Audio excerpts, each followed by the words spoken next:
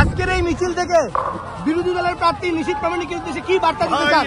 আমি যদি বিরোধীরা কেউ কোনো দল যদি আমাদের বিরুদ্ধে এই মিছিল করতো তাহলে আমি রাত্রে 5টা ঘুমের ওষুধ খেয়েও ঘুমোতে পারতাম না, এইটা আমি বলতে পারি। আজকে অনেকেরই ঘুম নষ্ট হয়ে যাবে, ঘুমের ওষুধ খেয়েও তাদের ঘুম হবে না, কারণ যে মিছিল হয়েছে এই মিছিল মানে জেগে থাকা অবস্থায় ভাবা যায় না। 4 তারিখ প্রধানমন্ত্রী আসছে, তার আগেই মাস্টার স্ট্রোক তৃণমূলের প্রধানমন্ত্রী আসছে। আমি তো বলেছি যে প্রধানমন্ত্রী কেন, এবার আমাদের কেন্দ্রীয় সরকারের যে মন্ত্রিসভা আছে সেটাকে বেটে খাওয়ালেও নিশীথ প্রামাণিকের কোনো লাভ হবে না।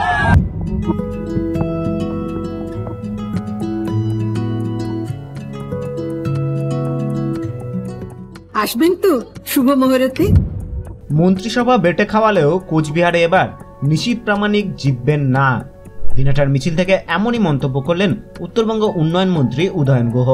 লোকসভা নির্বাচন ঘোষণার পর প্রথম অশান্তি হয়েছিল দিনহাটা শহরে।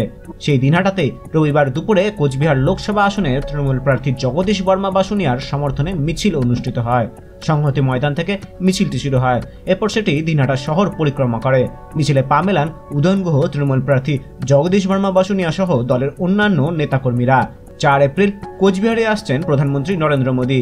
সেই প্রসঙ্গে উদয়ন জানান, এদিনের মিছিলের কলেবর দেখে অনেকের ঘুম উড়ে যাবে।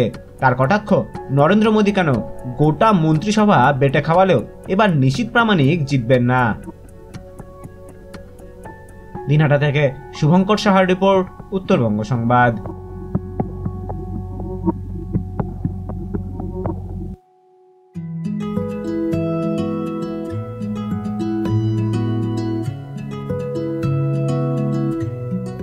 আসবেন তো শুভ মুহূর্তে?